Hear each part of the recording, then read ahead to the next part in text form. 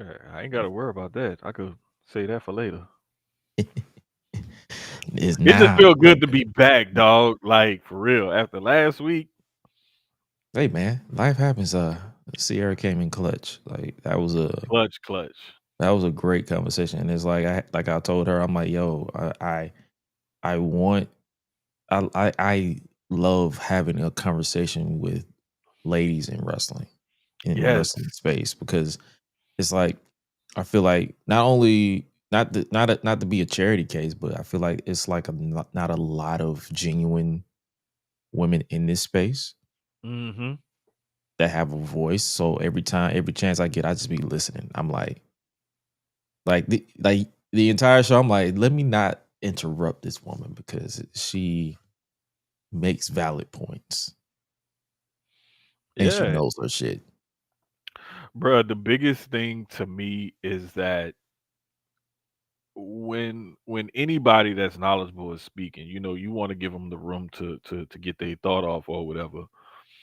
In just basic human conversation, you want to give people a chance to talk unless they get on some ignorant stuff. But like when it's a female in a male dominated space and she really knows her shit, you got to give it room to breathe. Got to give it room to breathe. Because, I kind of agree with what you said. There's a lot of like just disingenuous people in this space. And there's a lot of, like macho male stuff about it. I see it in sports in general as well. Like it's still where, it's that testosterone driven take, I'll say. That causes people to say stupid things about women in these male dominated spaces. And if you took half the time to just listen to some of them, especially the intelligent ones and the ones who, are beyond capable and qualified, give their takes, bruh, it'll be a lot different. Because I know for a fact, like one of my media mentors down here in Houston has been helping me like the last 10 or so years, Kim Davis. Kim has been covering Houston sports for like 30 years, 20 something, 30 years. So I'm like, who am I to argue with this woman if she's been doing this all this time?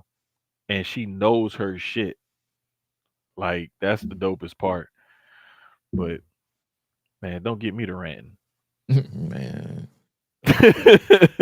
Don't get me started. you already know what I do for a living, so my ranting got out of my system earlier Yeah, today. So I'm like, we here to shit have be a good crazy. time until we get to football roundup, because that is a thing to where we just give our brief thoughts on everything football, and not not to bite on your show that is going down tomorrow for you guys who are now tuning in. But yeah, tonight this episode is gonna be a good show. So Oh yeah. Oh yeah. might as well go ahead and press this button and hit this intro and let the show speak for itself. Let's get it.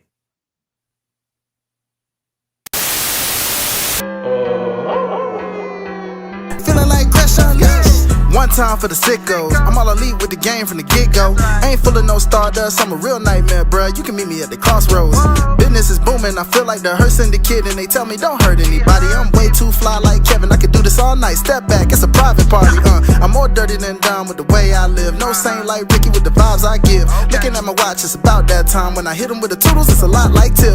Might as well call me Tony, they don't even know that I'm timeless. AJ Francis, all I really know is first class. $1 million man, two prices, you ain't even over. Shout out to my dogs like Bron, baby, I'm a limit breaker. You're just a death rider, can't rest in peace. I saved that for the Undertaker. Proceed with caution, but you ain't Naomi. Can't book the team, your name must be Tony. IWC say you got to go. Hi-Lite Jermaine and GRESH, run it, let's start the show. Cool kids step to the front. Cool kids, too sweet sign for the click. Gotta give the people what they want. Gotta get eradicate quick. Yeah, I'm like Seth with the outfits. Coming in hot, too live on your outlets. Running these streets like the prophets. Thank God for the new day, can't stop it. Jay Uso with the yeet. Eat, sleep, flex, and repeat. Whole new swag with a price on the tag like Javon on the young OG. Better recognize on the mouthpiece. See the power level gotta increase. Bringing content on the daily. Feeling like GRESH UNLEASHED.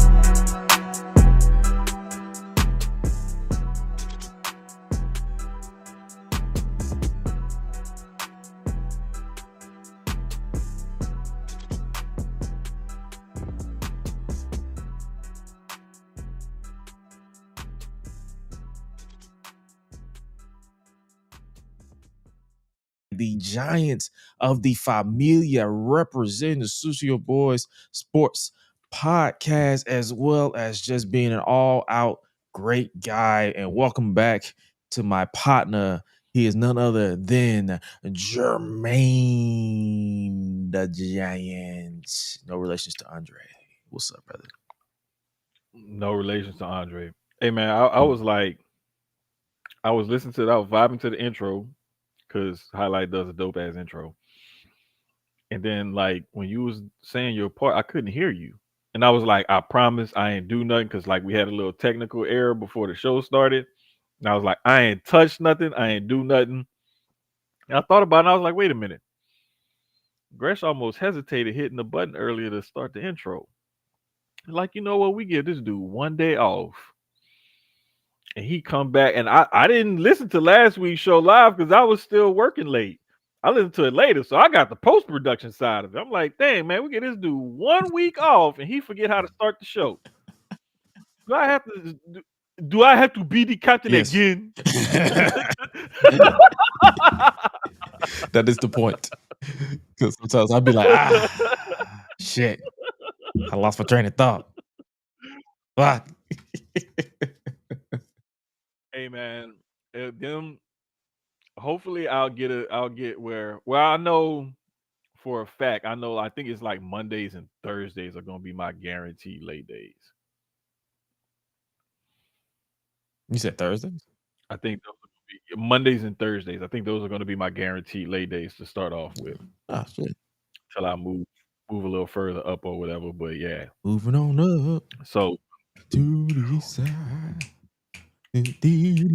Hopefully, I don't get one of them 4, 5 o'clock appointments that be like 4 or 5 hours long. if it get to that point, dog, I promise you, I could be sitting there talking to a homeowner. Hey, bro, listen, this ain't gonna work. Not tonight. Not. I'm digging. Right. I gotta bag the chase. Nah, man, but I was glad she stepped in last week. That was a dope show. Like I kept refreshing. I wasn't even waiting for the alert, dog. I was just like, I look at my phone, didn't see it, refresh it. Like, did I miss it? Maybe. Where is it? Then I finally, oh, cool. Let's listen. I'm about to say, we went on CP time last week. We was trying our best to be on time because she was like, "Hey, I'm here." It was last minute, but she came in clutch. Like it's always love over here for Miss Sierra Reed. Make sure you guys tap into that if you haven't already. You scan that QR code if you haven't already, so you can check that episode as well as past episodes and future episodes as well. If you're not looking in video format, www.GreshUnleashed.com. And speaking, there you have it. And speaking of Unleashed, I guess we might as well go ahead and start in right hot. AJ Lee is unleashed back in the WWE. It's like,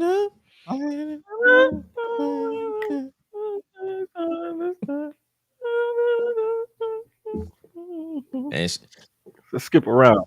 Yeah, I ain't got no space. I'm gonna knock all this shit over if I skip around. Like if I was still in my old spot, I could have just easily got up and started skipping. But if I turn around, all that's gonna fall.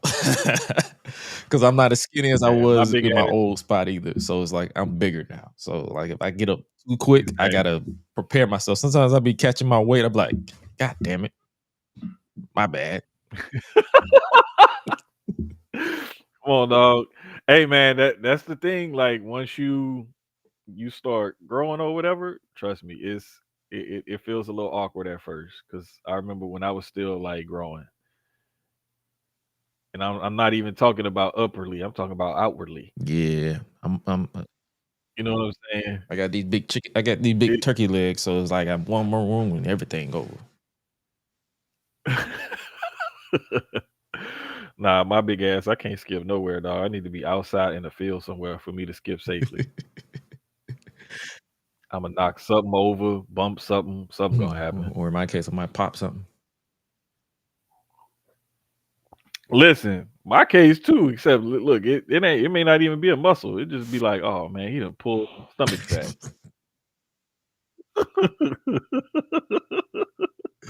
Oh, man. But someone who don't have stomach fat, AJ Lee, because she still looks. Brother, she looks amazing. Um, I'm glad that she was able to come back and she sounds good too. Oh yeah, that promo she cut That on was Monday. We'll definitely get to that in just a second. But yeah, yeah. She looks amazing though. Like, and I'm not even talking about like her aesthetic, but just like her movement flow. The way she came out with her entrance, and I know like they rehearsed the entrance or whatever and things like that, but I'm saying though, like this woman hasn't done this in like 10 years or so. yeah, So even if she had a little rehearsal time earlier in the day or whatever, like for her to still come out and just move the way she moved and look the way she looked and sound the way she sounded, like that's dope. I'm happy oh yeah, for her. for sure. And I'll always get like, I can give credit to Becky as well. Like she definitely played her part. Oh, for sure. But and I really hate to say it though, but like I think the change in music helped me just like, in my head for her character, for Becky. But if they stop calling her the man and she goes back to like big time Bex, especially since she's, outwardly like my husband, my husband, my husband, and we're the power couple, we're the best, whatever. And she's being this annoying, like Karen type chicken shit Mhm. heel, like all of that fits and flows, and she's going to do a good job setting people up to look bigger and better than what they are, simply because of her popularity and then the type of heel that she's playing. And she played right into AJ's return and right into AJ's hands. Yeah, they've been doing both. Like I've noticed Been them good. calling her big time. They're saying welcome to the big time, and then they're saying the man. Yeah, So they're kind of doing yeah. both, but yeah, I agree with that. They definitely need to like phase out the man, even though her theme song literally says the man that's come around. I'm tired of it, bro. I've been tired of that damn gimmick. Because It's time to do I something different. still call it Settler Group, so that lets you know my level of respect for it. Come on, bro. Like they actually got a name now. Because remember, the people was mad. They don't even have a name. What do they call themselves? What do they call themselves? The Vision. Okay, the Vision. Okay, someone finally got some glasses. Congratulations. Bro, it's like it's almost like they had names on a wheel, and somebody just forgot to put the stopper in there, and the wheel just got stuck spinning. Oh yeah. And they were just like, all right, whenever it stopped, we're gonna pick a name. And it's like, hey, we're going live with this. Okay, we're gonna pick a name. Okay, we like 2-3 weeks into this. We're 2 months, well, a month into this. Okay, 2 months. Okay, now we have a name. Like, what the hell? Like, what took y'all so long? They had to verify. Trust but verify. Like, I don't know, man. It's almost like, did y'all have to put in a patent or something? Yeah. Or you waiting on the government to do it or something? Like, what the hell? Like, but anyway, I'm glad that they got a name. Seth pulled off the heist and the ruse of the century or whatever. Becky joined in, and I'm glad she's got the music changed and everything. They need to stop calling her the man.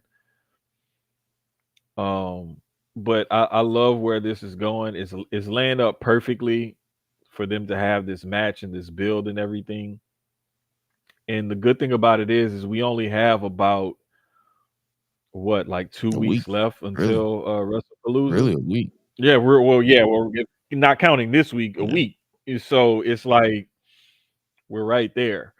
And I mean, hey, I'm enjoying where things And are I've at. said it on Like, and I'm direction. and I've said it on Enemies. It's like this WrestlePalooza is basically shaping up to be 100% nostalgia for like the selling points. AJ returned to the ring, Oh, the big time. Usos reuniting, and we'll definitely get back to AJ in just a second because I want to tackle more on what happened on Raw, because it's great to see her back. Like that, I think number wise, they say it was like over 120 million within 24 or 48 hours for as far as Yeah, views. yeah, I'm pretty yeah. sure. Her and Punk have I'm pretty like sure I was the 800 of those highest. views.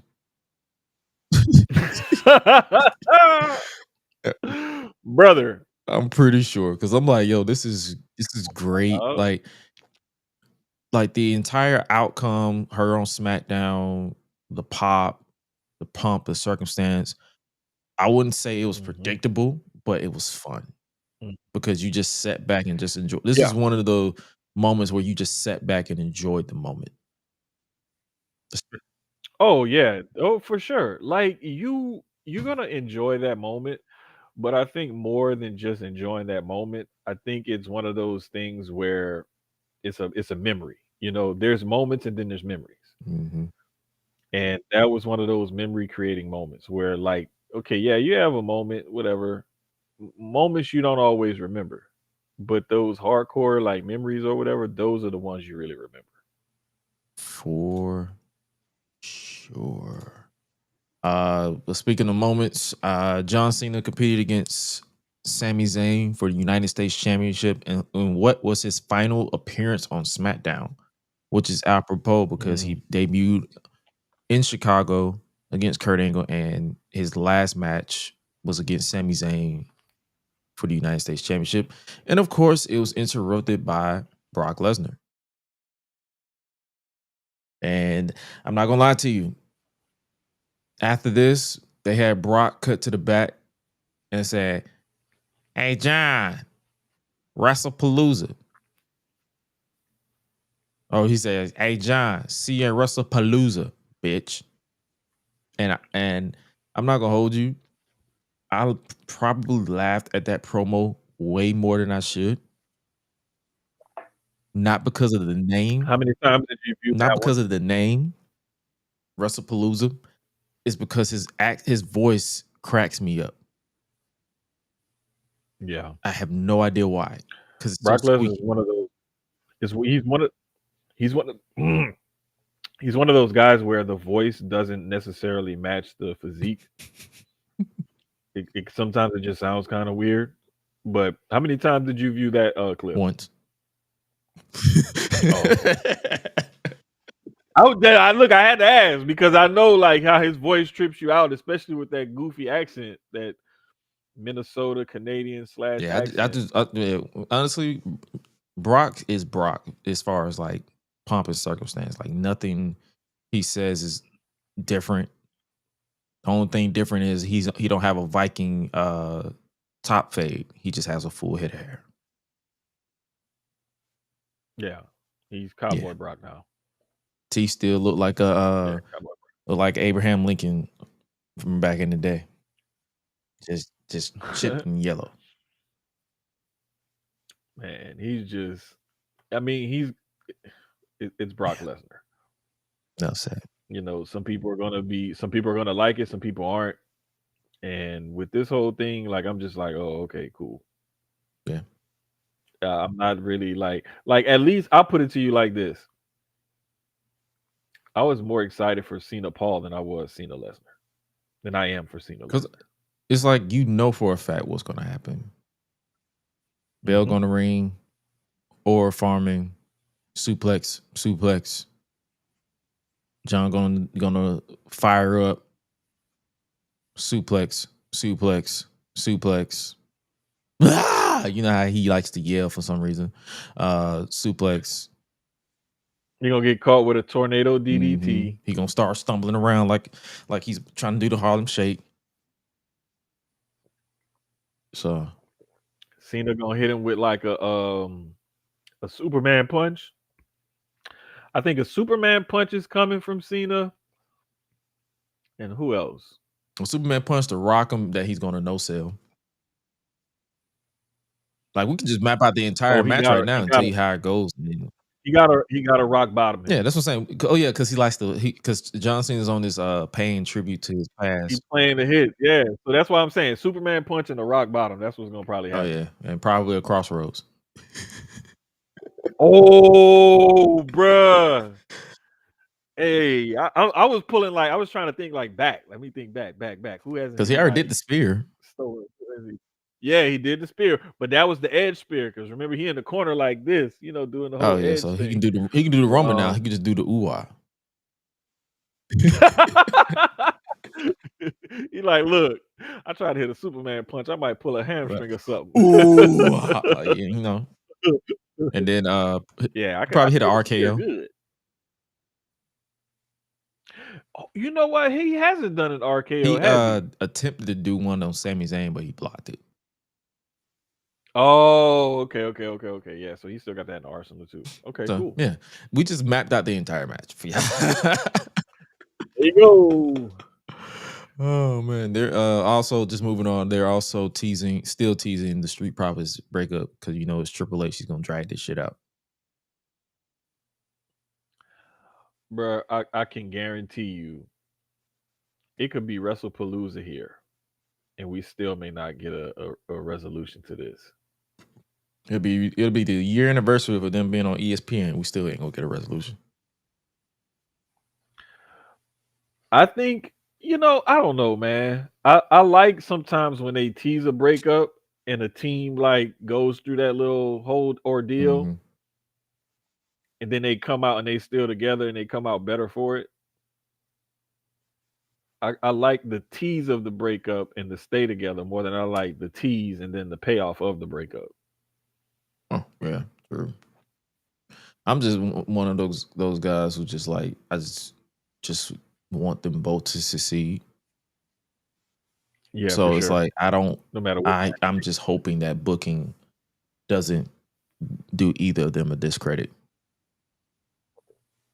Nah, I don't think we'll get that. I think, well, I'll say I'll hope we don't get that.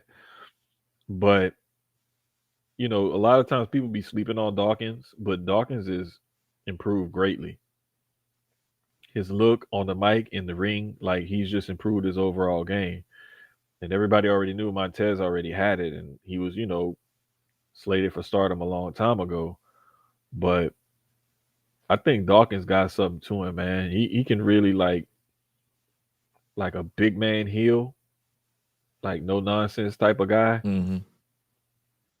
I think that's definitely his road to go. Yeah, because But yeah, man, I think those guys will be okay though.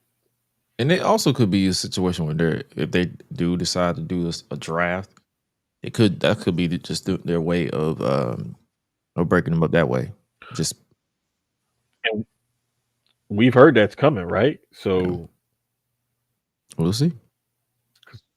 there was rumors about it, especially before the ESPN partnership. Now we can almost like guarantee it's going to be an ESPN production. Yeah. But last tidbit from SmackDown, I'm still trying to process what they're doing with Julia. They gave her a mouthpiece, bro. They gave her a mouthpiece because they probably didn't feel confident in her mic game, so they gave her a mouthpiece. That's it.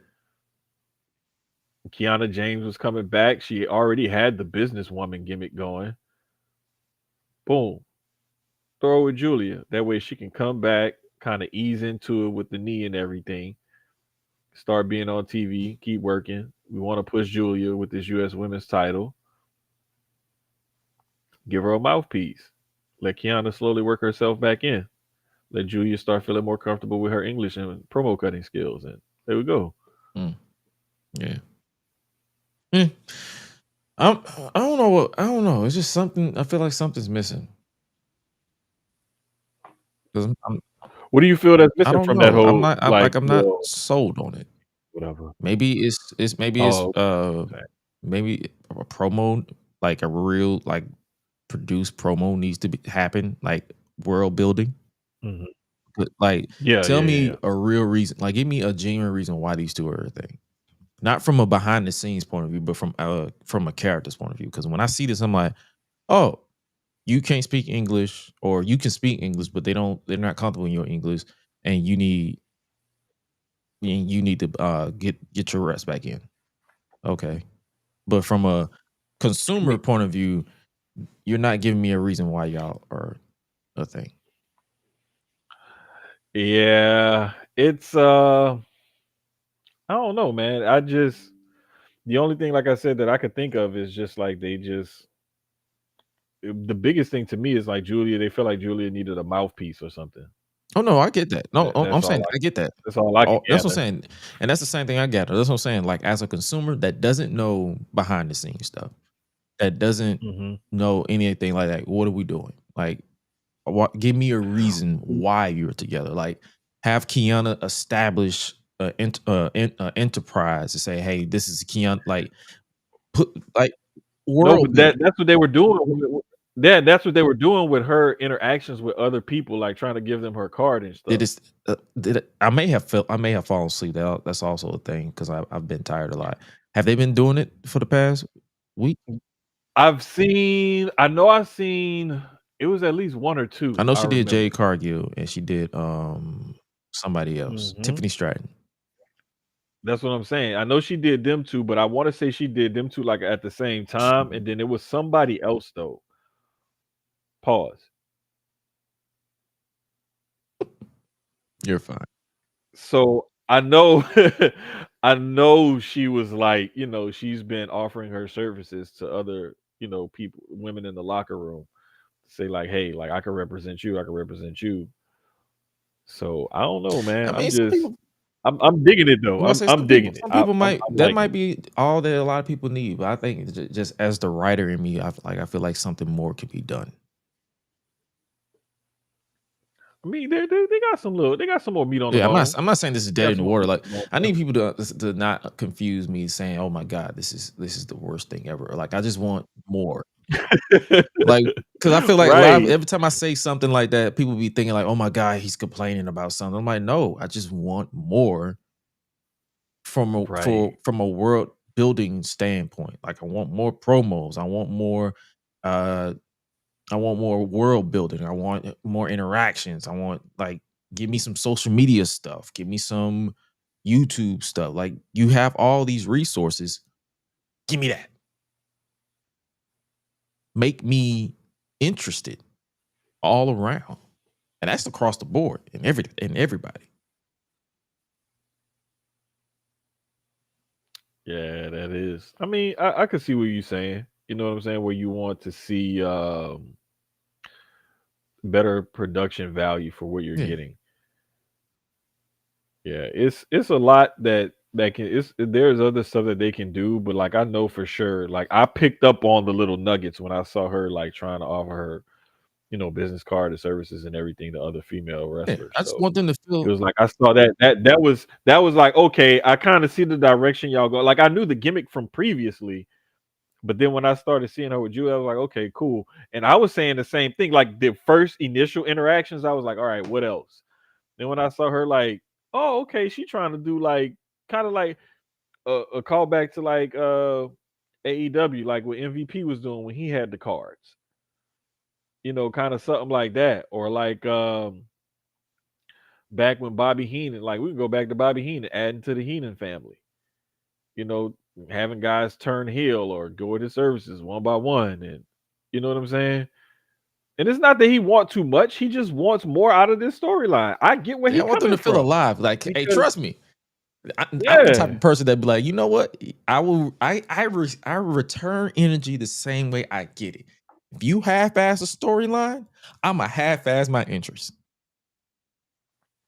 And the thing is, bro, it's funny because like as we talk, text, whatever, like I know Gresh, he into it. He just not, you don't have him fully roped in. And I'll put it to you, give y'all a perfect analogy. And even though we have a difference of opinion, it don't mean I don't understand where he's coming from, because I at least try to put myself in his shoes and look at things from other people's perspective. But that's because I'm grown and mature. Some of y'all not that grown and mature to be able to do that. That's why y'all always get in the internet arguments and shit. But no, like what happens is like it's like a TV show, right?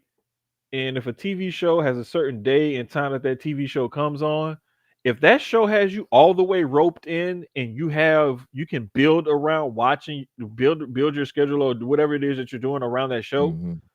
If that show has you fully roped in, you sitting down and you watching it live. Right? That's a storyline that has you fully engulfed, roped in. I'm all into this. I can't get enough of it. But if you ever at any point like, oh well, I gotta cook dinner or I gotta, do this or do that or whatever, and it's something that you like, all right, I'll watch it later. I'll watch it later. Yeah, that's me. You're still invested in it because you're still gonna watch it later.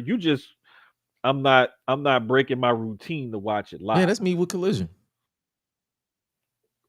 Is what I'm saying, bro. Sometimes there's just things out there like that for different people, different strokes for different folks. It ain't nothing wrong with it.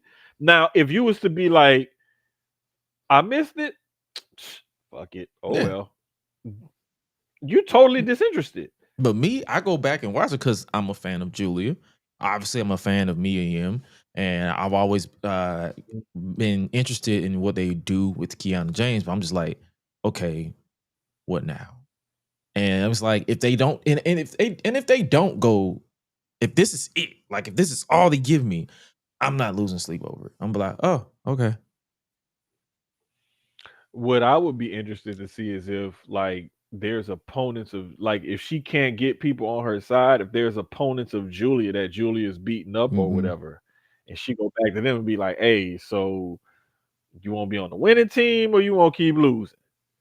If she start doing stuff like that, hey, that's when you're really gonna see like some of that character development and everything. That's what Yeah, I'm because we waiting do for. need that in. I feel like we need that in the women's division, like a particular faction, to where you have the mouthpiece, the centerpiece, the dominant champion, and I wouldn't say necessarily lackeys, but someone who she can be like, okay, let's go get these tag titles. I mean, you want a legitimate faction, Yeah. is what you're looking for. You're not looking for a sham faction. You're looking for a Yeah. legitimate faction, and there's nothing wrong with looking for that. Like, because I think that would be dope right now in the women's division because you have a few factions or teams or whatever in the men's Mhm. division. And I mean, Judgment Day is kind of like a crossover kind But of Judgment thing, Day right so I now is a don't shell of really his count former that. self. Right, but I'm just using them as an example where you have, men and women that have been playing equal Yeah. parts in it. So it's like you don't have just a women's faction, True. all women. Like you don't really Yeah. have that. So, So it's like to get that or to want that on the women's I division mean, side the closest we got right there's now is nothing wrong what? Toxic Fatal Attraction Influence. Well, if you want to speak specifically at the main roster, what you call it? Oh gosh, who is it? I'm losing blanking. Damage Control went from Damage Control to like the Kabuki Warriors and EO. Oh yeah, they did get rid of that name. They're like, yeah. Yeah, they stopped using that a few Mhm. months ago. And it was when EO was really on her singles run and Oscar was hurt and Kyrie was hurt. And then when Oscar and Kyrie came back, it was like, all right, what the fuck do we do now? Like, do we go back to Damage Control or what are we doing? And it was like, well, shit, EO on the run. Like, so we got to let EO go. Like, she got to do her thing. All right, cool. Kabuki Warriors, EO Sky. Boom. There Yep. we got it. So, hey man, I'm all in for it. So, hey, let's hope they it was just all this is just a waiting game. Let's see where they go from there. Switching it back to AJ Lee and CM Punk as of Monday on Raw. It's officially a mixed tag match. Yeah. And like I said earlier, I'm happy with the direction this whole thing is going in because not only did Becky get kind of like a reset that her character desperately needed, in my opinion. Seth was already hot. Becky got the reset that she needed. The Seth Punk thing was still going to be going simply because the way Seth got the title off of Punk. But then we got an AJ Lee return out of all of this too. Mm-hmm. And we got to see like Punk, Becky, and Seth like go at it on the mic a little bit. Like, come on, bro. Like, if you're not happy about this, you hate babies, puppies, and you probably drink decaf coffee. And sugarless chai lattes. Exactly. And you eat diabetic candy just because you want to. It ain't even because you're sugar high. But nah, I definitely love the fact that AJ's first promo was about mental health. That is definitely A plus for me, because as someone who's not only suffered loss but also had dark periods in my life, I love the fact Mhm. that that is very valid. Like, my brother always pushes me for therapy as well as talking to him, because he is a licensed therapist for veterans. So he's definitely trained in that field to where he'll listen if I have a moment. So to hear like, hey, it's great, go to therapy. Like, and Mhm. I like the fact that yes, AJ Lee made being crazy cool, but she also was like, hey, while I was away, I looked myself in the mirror. I got help. You should get help too if you Mhm. need it. Like, yo, this is prime example. Like, I got help and I'm grateful for it. I'm happy for it. My marriage is solid. So yeah, I like, I definitely love that that was her first promo. And then she switched it up immediately and just proved like, hey, I was gone for a decade, but I'm still that girl on the mic. Yeah. Yeah, I love it, bro, because the thing is, like, everybody's had those periods and points in their life where their mental health wasn't always up to par. And, there that one saying that I know I talk about with some people that I talk to is like, check on your strong friends too. Like, just because that person is strong and they seem like they get through things, like oftentimes that person could be dealing with more than what they letting on. They just don't want nobody to know. They just hiding it better than everybody Mm-hmm. else. Or they may have a way to deal with it that could be beneficial to you. So it's another reason check on your strong friend, because number one, they need checking on. Number two, they could be dealing with it a whole lot better than what you're doing. It can help you out. But just the fact that, again, just echoing what you said, like, that she made that part of her initial promo, and basically, like, when a wrestler returns and they allow them to have a promo or whatever, like, it's basically, okay, I'm back and here's why and where I was, kind of explaining things basically.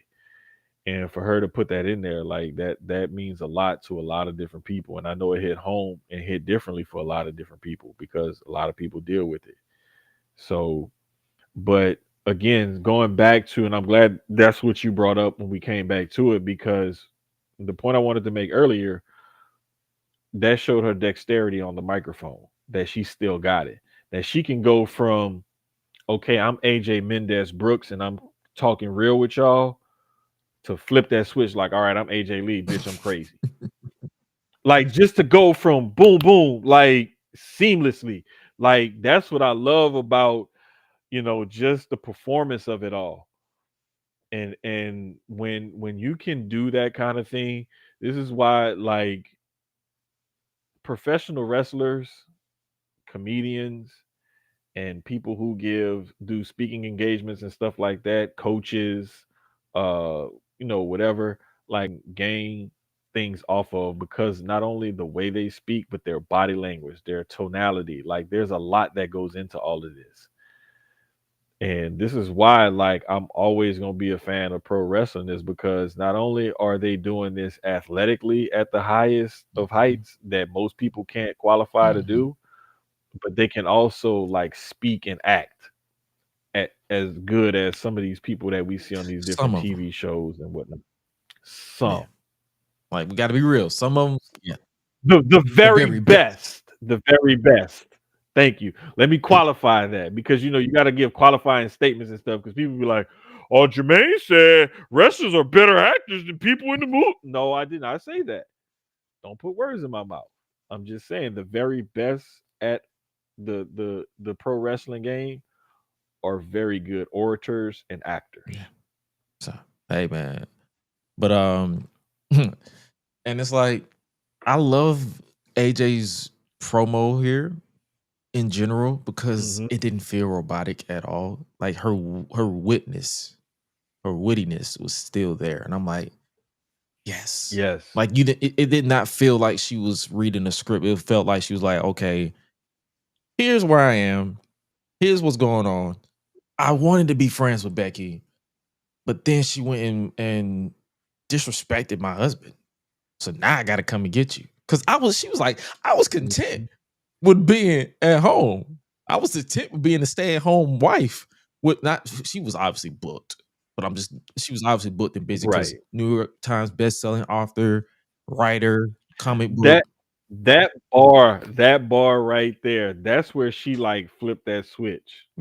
She's like, yeah, I did it first. When she said, "Yeah, we're both," yeah, that's when she started flipping that crazy switch. That when she went from Mendez Brooks to Lee. Like I'm like, it's like so much that I love that entire promo. Like the entire segment was fun. Seth getting in her face.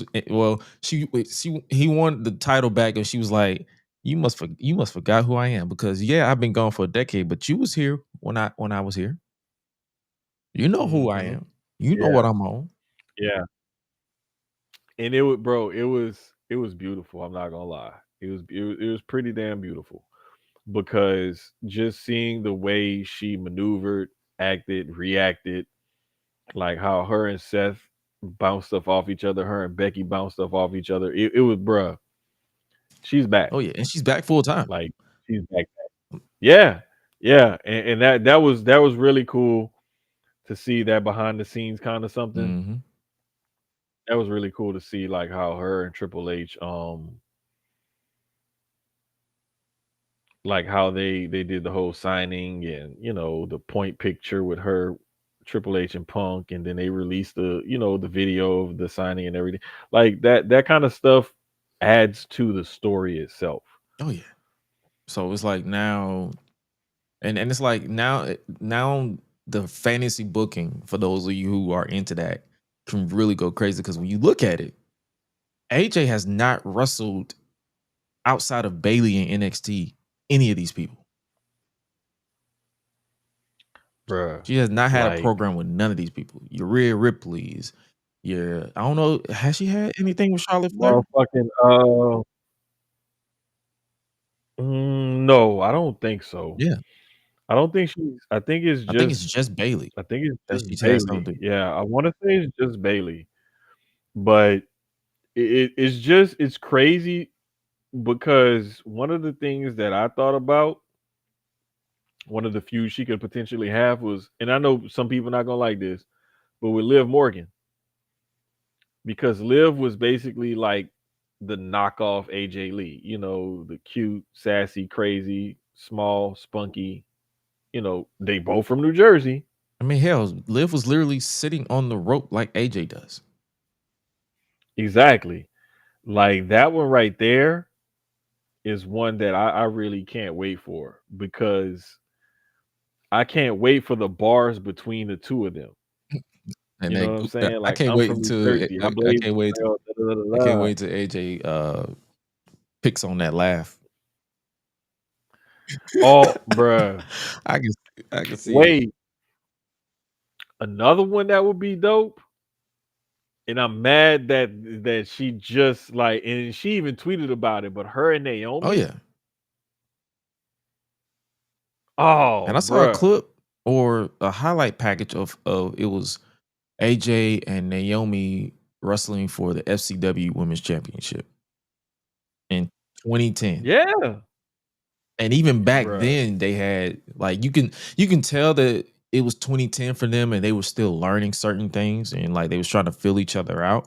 Mhm. But you can tell that the future chemistry was there with that encounter. So I'm like, when that eventually happens, because yes, she'll be out. Naomi, Naomi will be out for a year and a half because obviously 9 to 10 months, baby, spending time with baby, getting reacquainted and everything, then getting into ring shape, Mhm.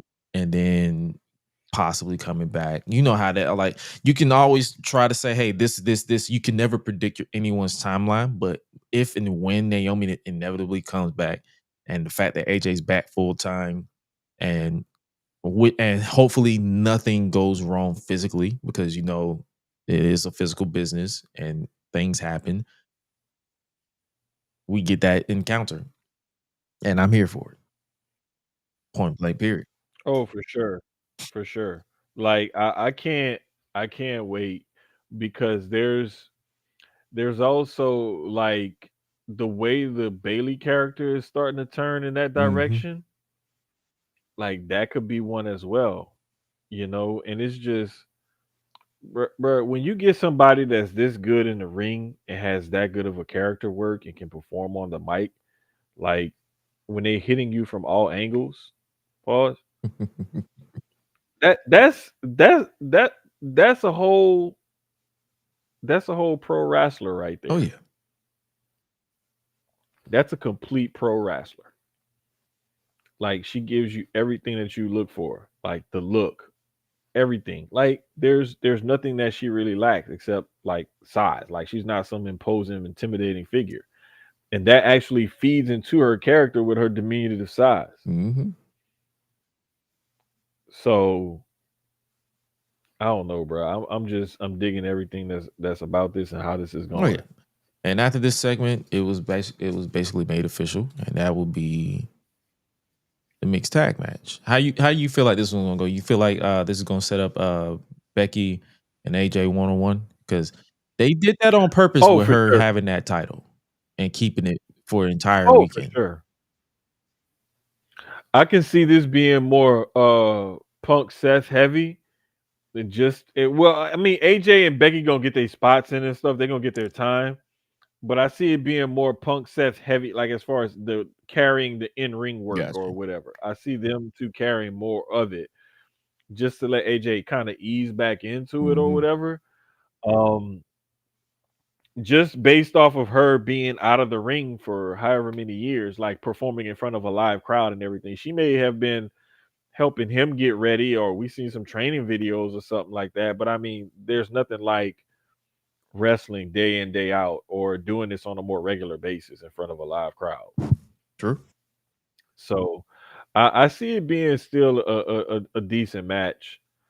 It's definitely going to be entertaining, regardless if you like the in ring work or if you count the botches or whatever the hell. Oh, this wasn't timed right. This doesn't look right. That's Da, what da, cracks da, me da, up. The da. only ones who be saying that shit are niggas who never, ever, ever taken a bump. Bro, niggas probably never even ran the ropes or nothing. Like you probably never even touched the professional wrestling ring. Just at least I know for touch a the fact they ring. ain't ran on a treadmill, so I already know that's for a fact. Yeah, bruh, exactly. You probably have done nothing of any physical type of consequence in your life that's caused you to be like, holy shit, like my body hurts. Probably never done anything like that. And if you have, it's been years since you have. Yeah. Um, So yeah. hopefully Becky is awake for this match. Come on, Sierra. I God mean, dang. she got a valid point. Yeah.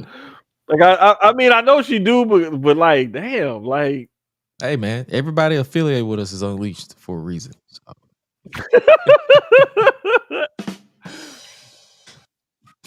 but it's bad when I feel like I'm being nice to her out of everybody, Oh, and I be killing her, and I'm like, damn, I feel like I'm the nicest one. give it time, it'll change. It'll definitely change. Speaking of change, switching back to Raw, this is like Jey Uso is going through a change himself. And you know what? I dig it though. I dig it though. Because this also continues as much as it bonds the Usos together and they're gonna tag together again, it also shows you the differences in their characters to why you see Jay and Jimmy. Jimmy's always the sympathetic figure, the one who like tends to be in cohesion and bond with people outside of them, being twins and family or whatever. Jay's always the one like, nah, F that. Like, I don't like that food. Da, da, da, da. Same thing happened with Sammy. Same thing about to happen with LA Knight. Hey man,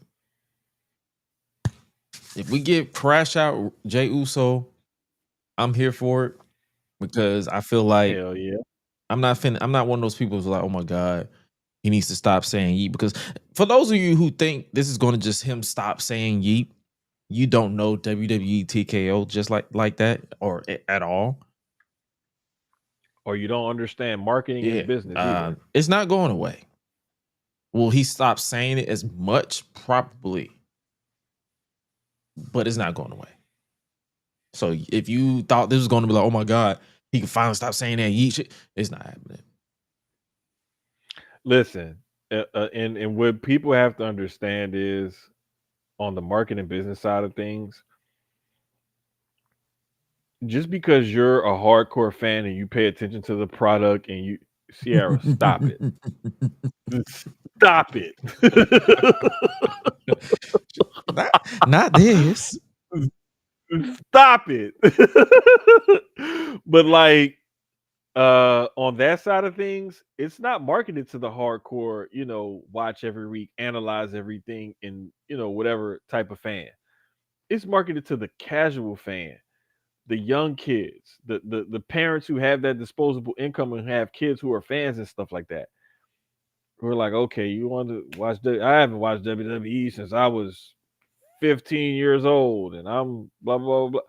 It's marketed to those people. It's not marketed to us lifelong, hardcore, watch every week, da da da. It's not marketed for us.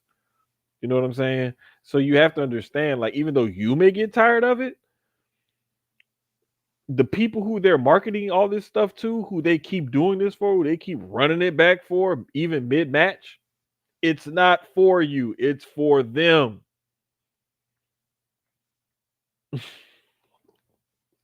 Say, bro. But she not wrong. That'd be the funny part about it. It'd be like, God, like, what you not wrong? Not wrong at all. But nah, man, I think if we get an Usos reunion, but they still have these little tidbits here and there to show the separation in the two guys and their characters, I like it. Because we're getting the reunion that we want, but we're not exactly getting that cohesion like some people want them to be, like on the same page, finishing each other's promos and sentences and stuff like that. Like they still displayed that, but they also displayed, hey, I'm Jay and this is Big Jay. They still, because they still reference. They're like, hey, main event Jay, Jimmy, the Usos, Big Jim, the all yeet, no skeet, or in Jim's case, no yeet, all skeet. Exactly. Just call him Skeet and Yeet. Skeet and Yeet. That's their new nickname. That's their new name. Skeet and Yeet. I feel like there's a pause there. Hey, but shit, Jimmy didn't pause. Why are we pausing? Jimmy didn't. I mean, I'm just saying. He didn't. Yeah. Jimmy said full skeet ahead. Oh my God.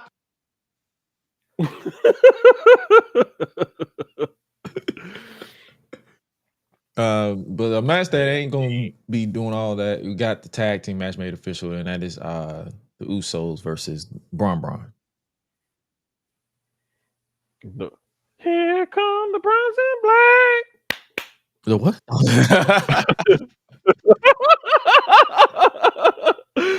Say, bro, that fool. Wait a minute. Hold up, dog. Time out.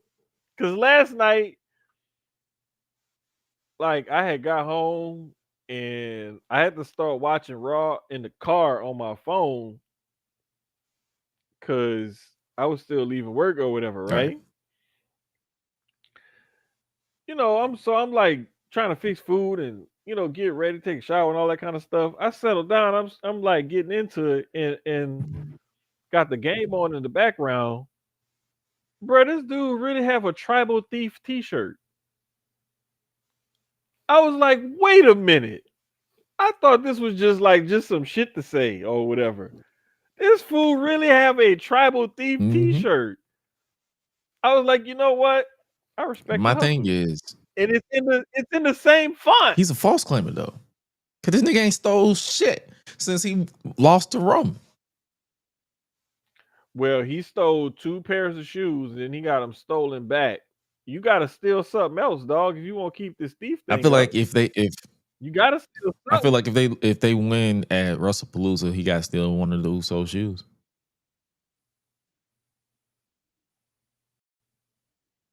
Mm-hmm. Mm-hmm. I know exactly what he gotta steal. I know exactly what he gotta steal.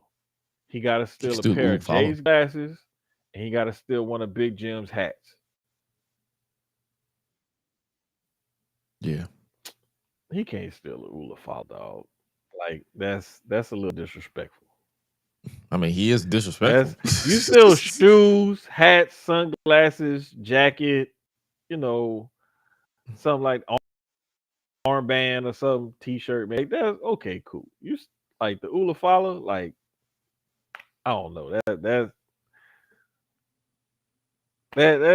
Yeah, I don't know about probably a that little bit too far. Yeah, it's probably a little bit too far. Never mind. one. Now, Never wait. mind. I'll put it to you like this. If this was another promotion somewhere else, they do that shit. Mm-hmm. He should steal somebody's car. Specifically talking about WCW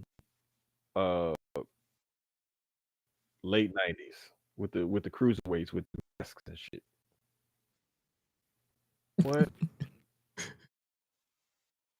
He should battle That's a good cruiser. one. Oh, not cruiserweights. That He should is battle that luchadors now and steal. that He is should a steal a good one. Grande That is Americano's a good mask.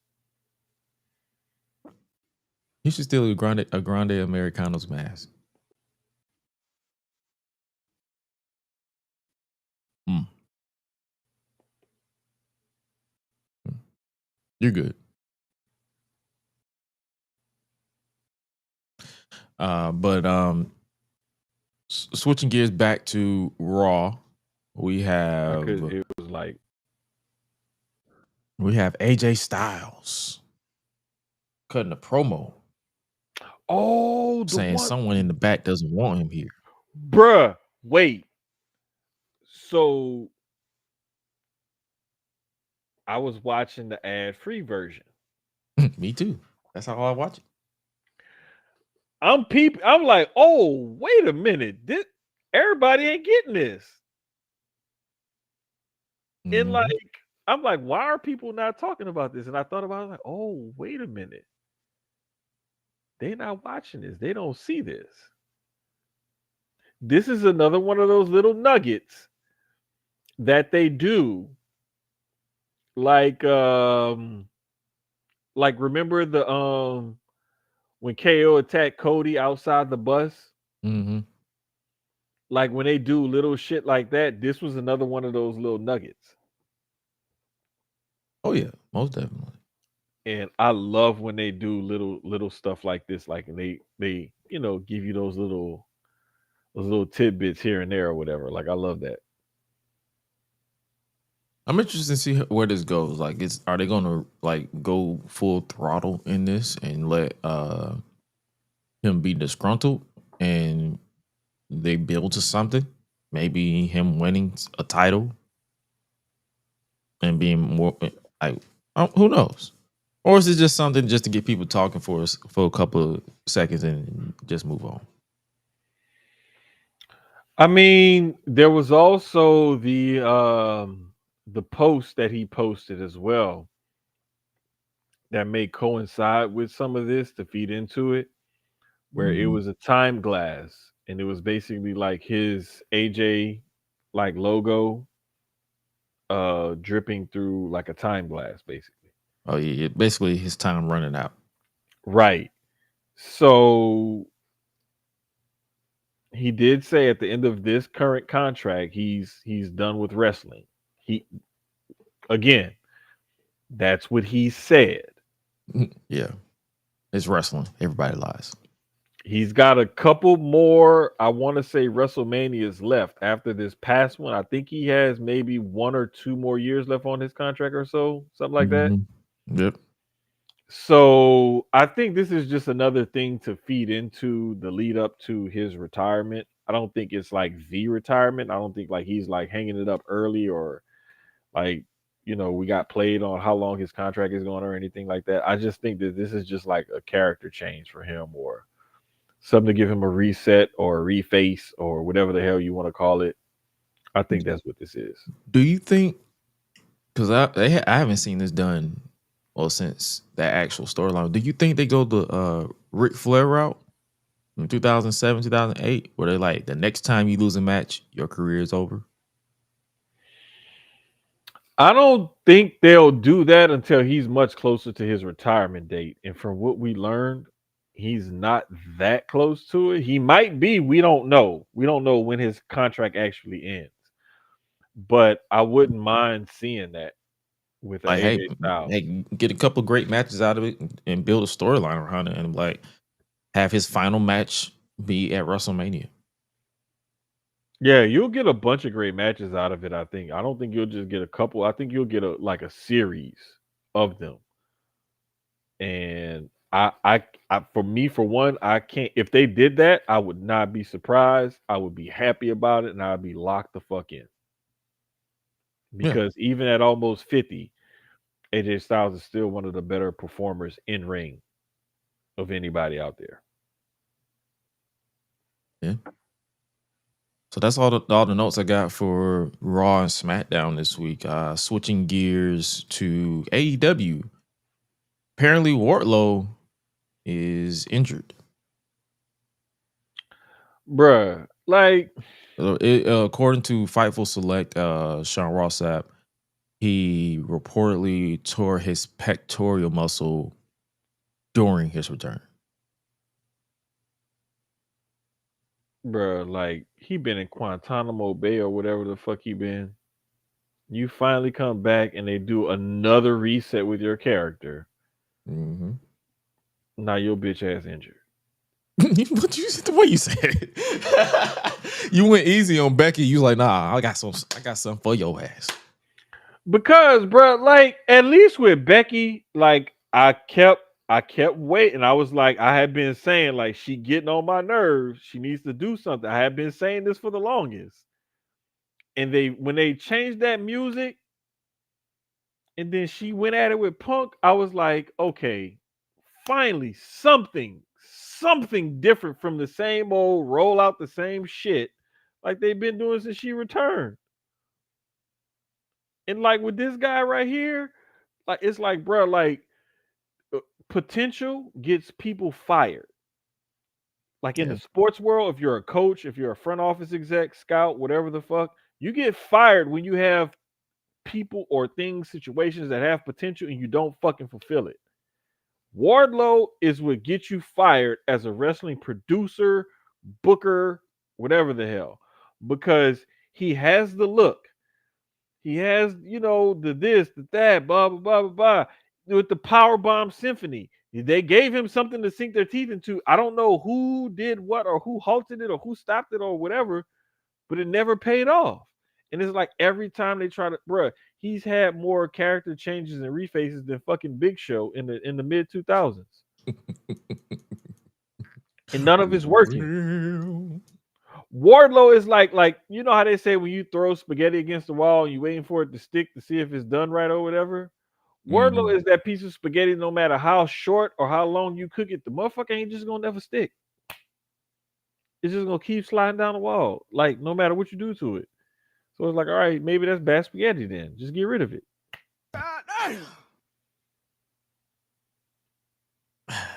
Yeah.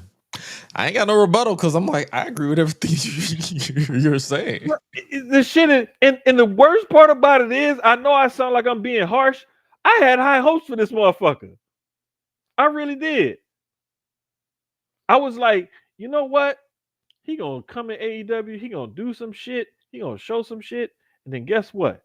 WWE gonna sign him. He gonna go to NXT. He gonna fuck around and be the NXT champion one time. And he gonna go to the mid roster. And he gonna be like fucking Rusev. And he ain't gonna never do nothing above like a mid card title level. He gonna have about a 3-month run. And then gonna take the belt off of him. He might challenge for it again in a couple of years, but he's gonna be a good setup guy for guys who are trying to come up and look like something because he a big motherfucker. And if you beat that big motherfucker, okay, you deserve a title shot. Mm-hmm. That's who he is. That's his spot in the business. And he can't even capture that because he can't keep his charisma and his body healthy. Damn. I'm sorry, but that motherfucker just frustrates me, man. And I had to get it off my chest, especially when you told me he was hurt, because I didn't even realize he was hurt. I Yeah, just thought I it saw was that like, report. okay, I was in there like, or whatever. when I saw that report, because I think I was when did I see that report? I think I saw it. I was like, ain't no fucking way. That's all I could say. I was like, ain't no way. And I hit up and I hit up Graham and Ben and everybody enemies. I was like, bro, Yeah. this nigga here. Bruh, this is why I'm speaking for everybody right now. Listen, Sierra, listen. She said, dog, this dude is literally Let me Mason Ryan's let me twin here. There's no let me fucking tell you hope. let me tell you a quick story. I'll never forget. It was the first time we went to WrestleMania. It was WrestleMania 30 in New Orleans. It was back home, so I was like, home field advantage. Fuck it. No, we stay at mom's crib. We go do all the activities and stuff like that. My cousin was still in the hospitality industry, and she told me, "Hey, they staying here while y'all at this restaurant waiting. You know, they probably gonna be walking down whatever." Great time, great experience. Like, I wish I would have known everybody back then because I really could have like let y'all into some shit or whatever. But anyway, we saw Mason Ryan at WrestleMania Access, whatever day we went that weekend, right? Mm-hmm. And I remember seeing him like a handful of times on TV or in, whatever. And I'm like, okay, big dude, gotta look, whatever. And I'm like, I don't know, it's something not clicking about him. And then I saw him in person, like within a few feet of me in a wrestling ring, wrestling somebody. And I'm like, this is why you're performing at Access with, nobody actually paying a ticket to see you.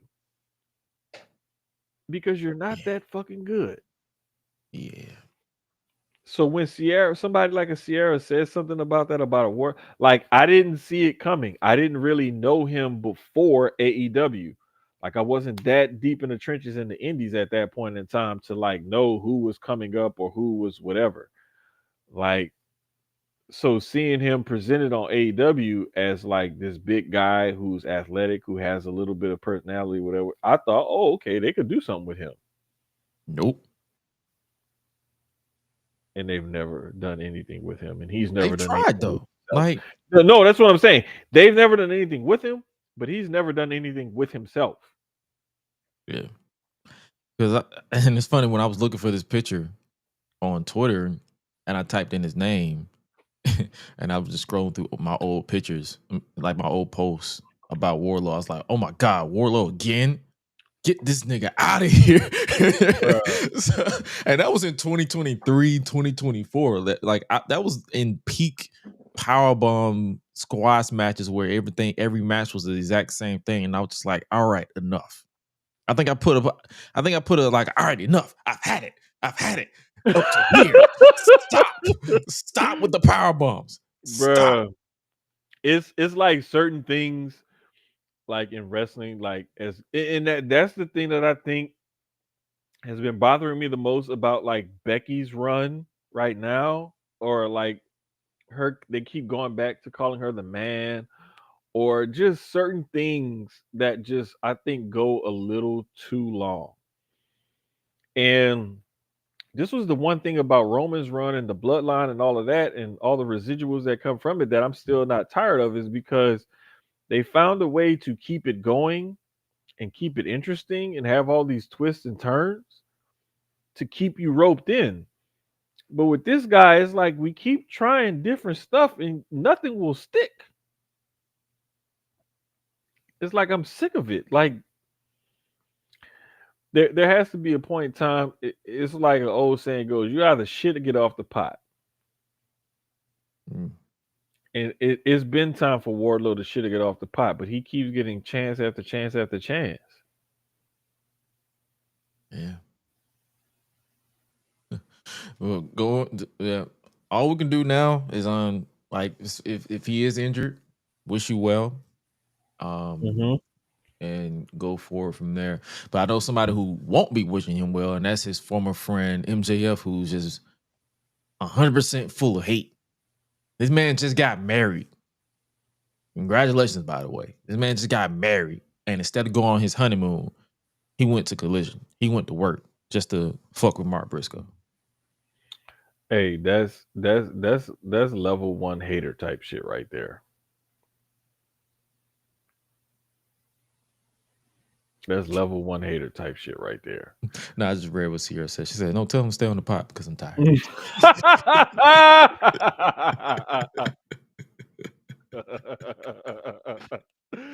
Hey man,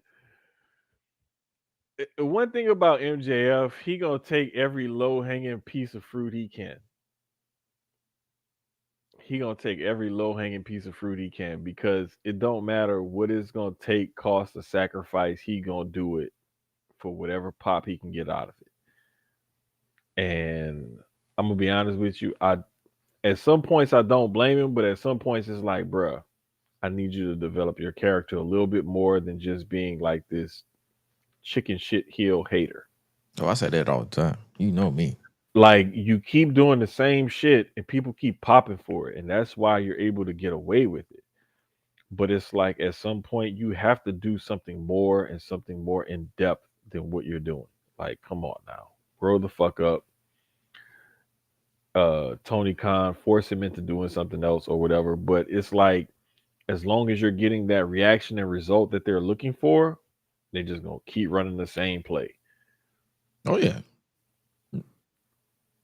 And I'm going to talk less and less about him because it's redundant and boring. But what isn't redundant and boring is Kyle Fletcher pinning Hangman Adam Page, and it's looking like they're lining him up to be the next challenger for the world title. And I'm not surprised because I knew at some point they were going to position him in this spot. It's just I thought it would be further down the line when they're ready to maybe transition Hangman from being champion.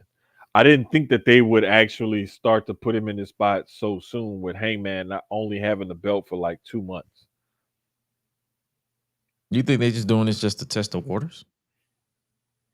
I think so because are you really going to build up that Death Rider story, have that payoff with Hangman, and then go in a different direction 2 months later?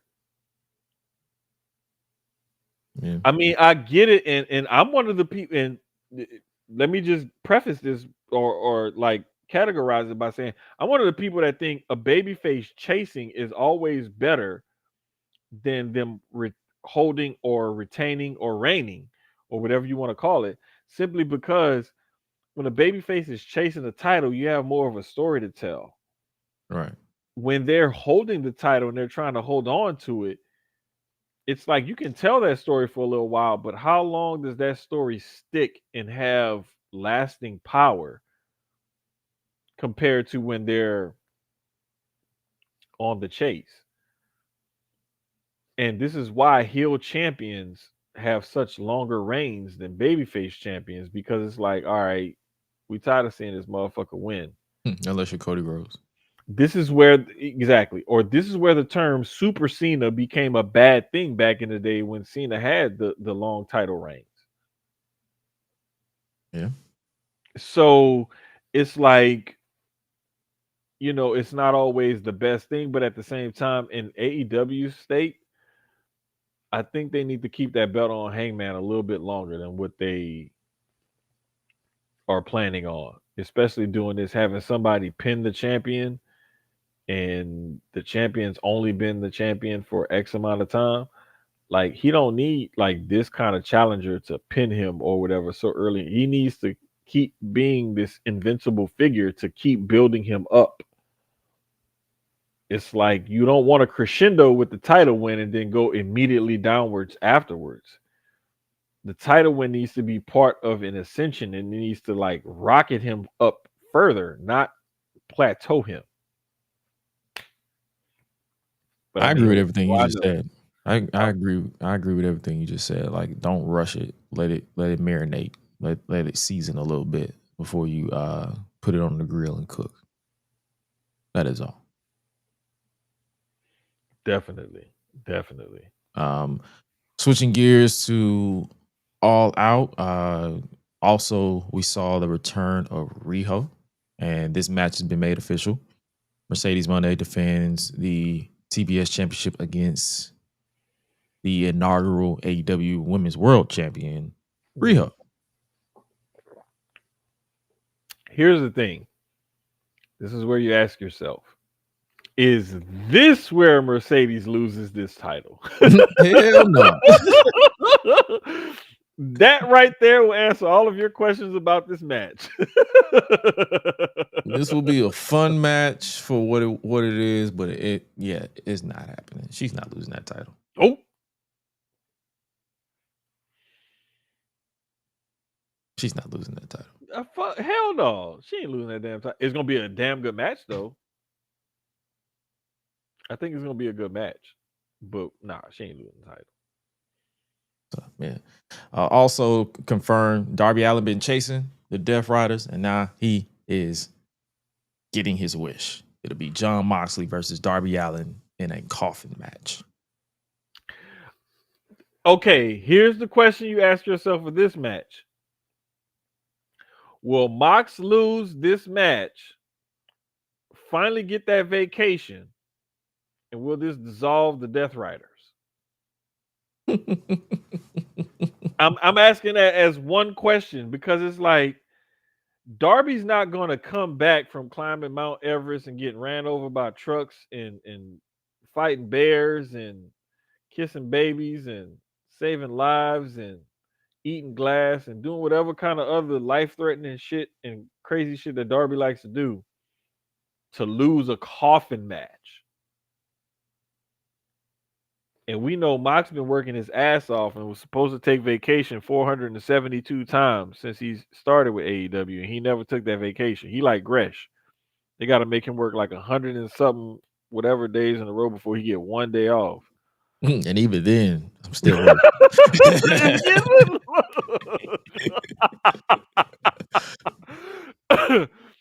That inside joke, I ain't even about to explain. I ain't pulling back the fourth curtain on that. Fuck that. But like I don't see Darby losing this, especially because they made it a coffin match. I see Mox losing this, and that kind of like writing him off a little bit. Like, okay, he's had these different losses, and he's still coming back. Still like, okay, have this be the one that kind of writes him off TV. Get a man 2 fucking weeks at least. God damn.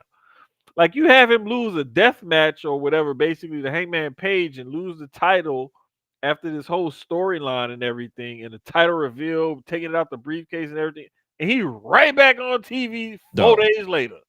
Dog, I still hate that. I'm like, bro, you just devalue the outcome of the death match. Like, come on, bro. You at some point, like, I know old school kayfabe and shit is dead, but it's like at some point it's still pro wrestling. You still have to keep some of it up. Like, can this result at least mean something? Even if fucking Darby loses the match and Mox wins it and Mox is on TV, 4 days later again.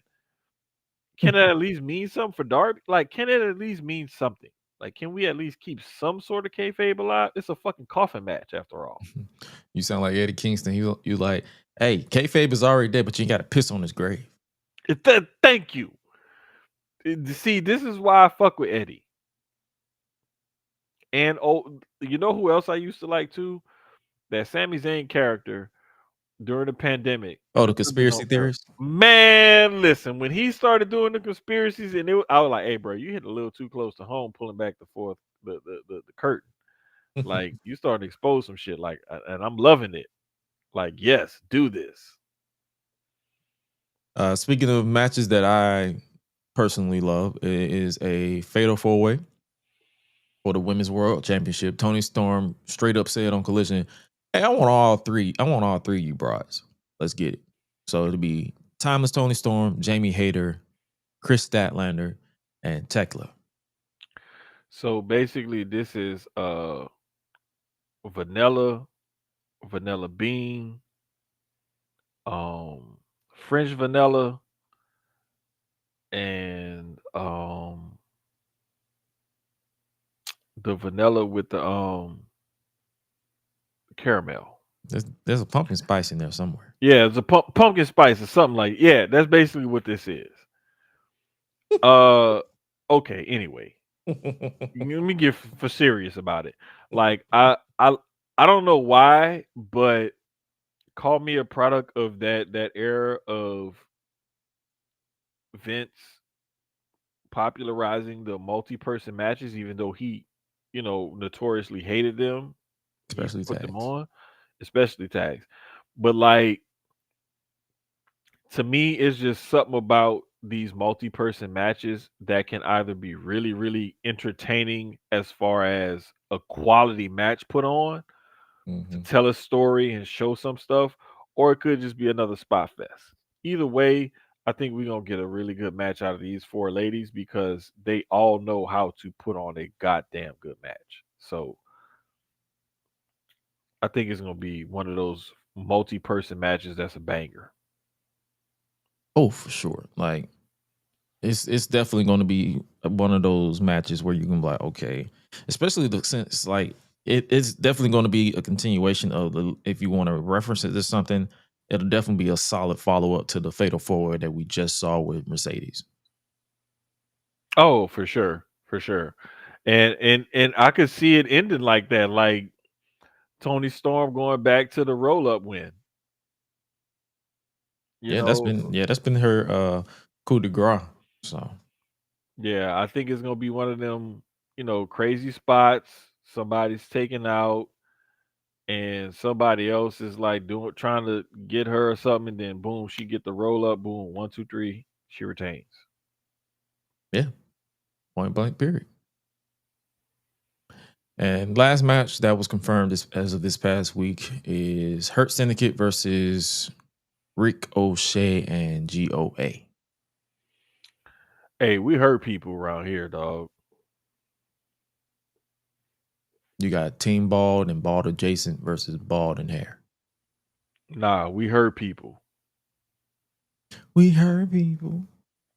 and we bald and bearded. Unless you're Bobby. Yeah,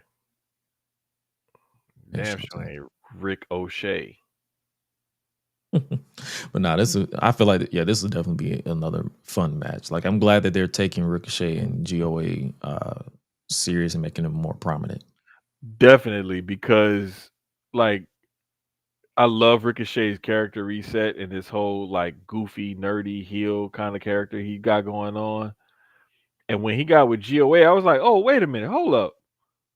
I was like, they was kind of serious though. I was like, okay, they really trying to make Ricochet like they're trying to Mm-hmm. really elevate him, not just elevate him on the card or whatever, but like elevate his character as far as like what he's trying to do and morph into or whatever. I was like, I like this. I really like this, Same. and it definitely helps that. Gosh, I can never remember his name. Tony Leoa. Yeah, Like Tony Leo and he's like changing himself physically instead of more pudgy and everything else. He's looking more, built, little bit more cut, less body fat, more muscle. mm-hmm. Khan was already like looked like a damn action figure or something, and Ricochet already looked like an action figure. But when Tony Leo, when he started looking like getting his body right and his look together and everything, it made him even that much more believable. And I know that may not be a big thing, but it's just like it's those little things that can, you add to a character that can add layers to a character that can make them either more or less believable. And to me, that made him, more believable, and it just elevated them as a crew and as a tag team. Oh, yeah, sure. Like But like I said, we hurt people. So yeah, this trios match is definitely going to be something that I feel like the on paper the entire card of All Out thus far, like even if you, I guess you can say Edge and Christian and FTR as well. Um, it's solid on paper. Like Oh yeah, it's definitely a fun time. And luckily for us, for those of you who plan on watching both shows, you don't have to worry about like watching at the same time. All Out's taking place at 3 p.m. on HBO Max as well as pay-per-view. And then it'll be followed up by WrestlePalooza. So hey, that's actually perfect. Inside joke with my work friends, but no, that I love it like that because like I already know like that Saturday I'm gonna be studying for some stuff for work and everything, and I gotta nail that down. But like I'm gonna have one TV gonna have some kind of college football on, and the other TV gonna have some sort of wrestling on. yeah. And Speaking of football, I'm glad you brought it up. that's how it's gonna be. This weekend, the Miami Dolphins pissed me the fuck off, my boy. Hey man, listen. This man Tua had Tyreek open 4 fucking times, and he threw it to everybody but Tyreek. He threw it to the opposing team. He threw it to the shadow realm. He threw Oh it to God. He threw it to Jesus' return, but he did not throw it to Tyreek. And it's like, bruh, I need this Samoan nigga out of here. Say, bro, I'm gonna put it to you like this here, dog. Like, I mean, going 14 out of 23 ain't that bad. You know what I'm saying? But It it's ain't, like but it is. some of that 14 that you completed should have been completed in other places. Yeah. And some of the 9 that you missed should have been completions because you should have thrown it to somebody else. But at the same time, the defense got to hold their end up too. Oh no, the defense. I got something for their ass too, because there's a lot of plays where I'm like, bro, who are you blocking? Jesus, Bruh, because you like wasn't blocking the Colts. I was looking like, You wasn't wait a blocking Daniel minute, Jones, boy. bro. Say, bro. I was like, wait a minute. They're making Daniel Jones look like an all pro or something right now. Dog, Like, what the fuck is I'm just sitting there. I'm like, yo, going? what is Bruh. this? Anytime Daniel Jones is 22 of 29 against your defense, We need a new defense. We need a new fucking defense. hey, bro, like that's why I was like, when I looked at the Saints, and I was like, all right, this is what told me how the season gonna go. It was two things that happened from two like really long term friends. My homeboy called me that morning. It was kind of early, so I was like, "Hey, I'm gonna have to call you back, though." Like I ain't answered. I called him back. We talking or whatever. He was like, "Bruh, how do you see da, da, da, da?" I was like, "Listen, I've already conditioned myself to say this team is only going to win maybe 4 or 5 games, at the most 7 or 8. We're not making the playoffs. We damn sure ain't winning the division or nothing like that. Like this is going to be basically we're gonna start looking at who the Saints gonna draft in probably like October or so, mid late October. That's when we're gonna be like, hey, look, the season is a wash. Let's look at who we're gonna draft. Yeah. Man, my homegirl, I've been knowing her since my freshman year of high school. Hey, what you think? You stressing out?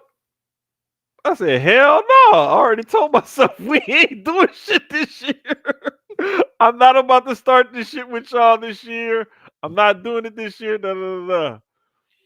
Bro, I already know I gotta call my uncle because I already know he gonna want to talk to me. He hasn't called me or texted me yet, but I already know like I gotta have that conversation.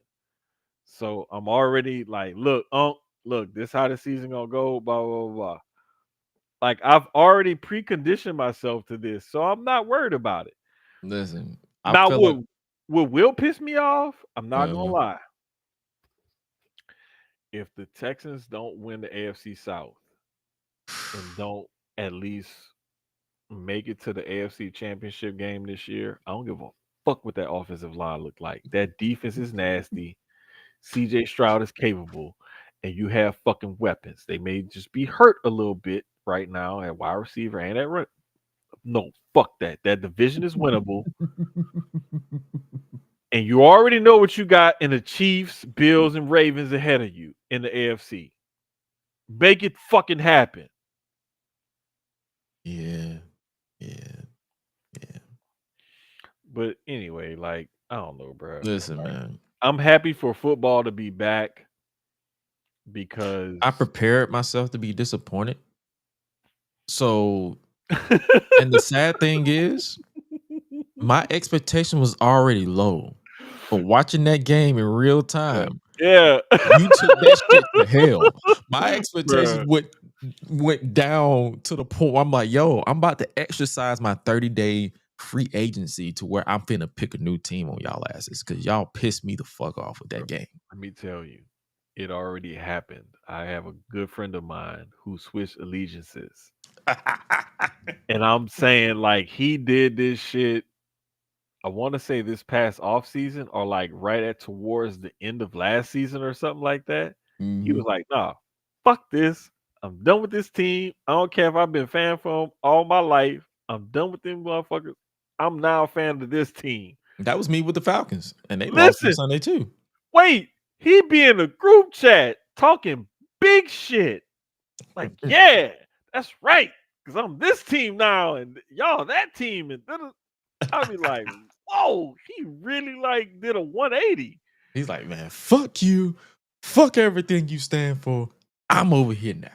Bruh, it be so funny, man. But nah, man, like we got what's funny is just I'll even hold on, let me pull up this note right quick because I gotta make sure I got it right. But okay, so on Susio Sports, like what we started doing this year is like every week we have so many games, like a couple of games that you're just interested in, and there may be one or two games every week that we decide, okay, you can't pick this game because it's the most obvious. Like week 1, you couldn't pick Eagles Cowboys because it was a division game, it's a rivalry. One team won a championship. Now you got to visit them, and they raising their banner. It's too many storylines, too interesting. You can't pick that game. It's an obvious game. Right. So my games for week 1 was Bears Vikings, which we saw how that ended last night on Monday Night Football. Oh yeah. Jets Steelers, which we saw how that ended. Like it was a tight ass game. It was a crazy game. And then the other game I picked was Lions Packers, which the Packers ended up kicking the Lions ass, and nobody really saw that coming. So I think I picked 3 good games. Keys actually won because he had Lions, Packers, Bears, Vikings, but his other game was the Ravens and the Bills. And that Ravens Bill game was way better than that Jets Steelers game. It was. So it's like you have 2 teams that have recently been in AFC Conference Championship game fighting each other, and it goes down to the wire like that, a 1-point win on the fucking field goal, or you got 2 teams that might not even make the playoffs. They might make the play. One of them might make the playoffs. The other one might like. Anyway, that's what we did for week 1, and he ended up winning that one. So, okay, man. Listen, I'm ready for week 2. And I'm gonna be ready next week to shit talk because I already know because we got Patriots. ooh wee. And I already know. That's gonna be interesting. It's gonna be interesting. That's gonna be real interesting because and I'm prepared to be pissed off. I'm glad you are, because I was just getting ready to say, like, I'm ready to be, I'm prepared. Hey, I didn't realize, like, I kept looking at that Patriots team. Like, wait a minute, they might do it's the fucking Patriots. They ain't got Tom Brady, they ain't got Bill Belichick, they ain't got this, they ain't got that. Like, they still got some issues. And I started thinking about it, like, wait a minute. You know what? They might could do something. Yeah.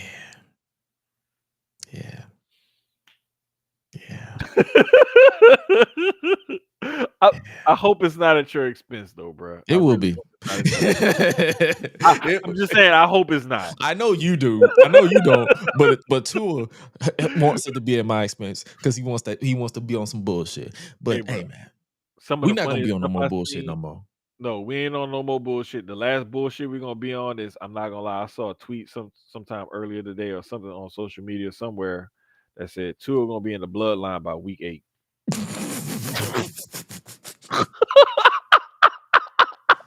I wish I could remember who I saw from. I acknowledge you, my tribal chief.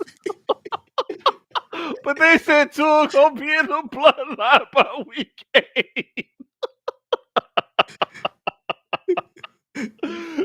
Oh my God. The boy gonna be out there in the fucking headset because you know he got concussion problems doing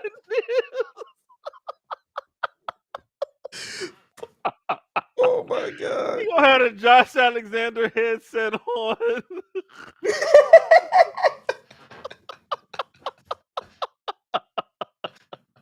Hey man, in this show right Let's get this shit up out of here. Because I'm gonna tell you this right now. Speaking of whoever tweeted that dropped the body. My song of the week is Bodies by Offset. Like everybody's dropping bodies. Let the bodies hit the floor. Oh my God. My song of the week is a song by Barry White. I can't get enough of your love, baby. I can't remember what's the name of the song, but that was a song I had to like get up and do a short snippet of karaoke for at work. You know who else can't get enough? Can't get enough of losing, and that's Tua's ass, because he about to go acknowledge the OTC in the bloodline, because he ain't acknowledging no championship this year. That's all I'm gonna say. It is called "Can't Get Enough of Your Love, Babe." I did it. I knew I had the fucking song. Because listen, I forgot the lyrics, and so they circle back. It was like, hey, you got to redo it because you forgot the lyrics. So they circled back to me, and I googled the lyrics, and I had to redo the shit. I was like, oh damn, I forgot the lyric. They was like, nah, you ain't getting out of it. Circle back. Go stand on the other side. You know who I wish could redo some shit?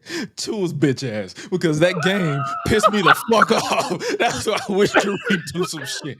Like, we're not doing this no more. I'm not letting that shit slide. But you know what we are going to let slide, and that's you guys joining us for another episode of the GRESH UNLEASHED podcast. Hope you guys enjoyed us. Make sure you guys stay safe out here. Make sure you guys keep your mental health in check. And it's all love jokes over here. We're not seriously crashing out over y'all. Like, let's be real. But it's fun and game. But nevertheless, make sure you guys stay tapped in, stay tuned in, stay dangerous. Make sure you guys tap into Sucio Sports tomorrow around 9 o'clock Eastern time, 8 o'clock Central time, or whenever he gets off work, because you know how he 9:30-ish Eastern, 8:30-ish Central. Yeah. So yeah, make sure you guys tap into that. Make sure you guys tap into Profits and WWE podcast on Thursday at 7:20 Eastern Standard Time with yours truly. With yours truly, Graham, CJ, Ben, Waco Kid, and we'll be right back here next week for another installment of the GRESH UNLEASHED podcast. But with that being said, you guys stay safe out here in these streets, and remember to always eat, sleep, flex, and repeat. We out. Y'all be crazy. Tua lock the fuck in next week. God damn it. For dinner. Yay. Eating healthy. I wish Tua would eat a win, bitch ass. Yeah. Shit. Oh, Ray, we just did the song of the week. Make sure you guys we just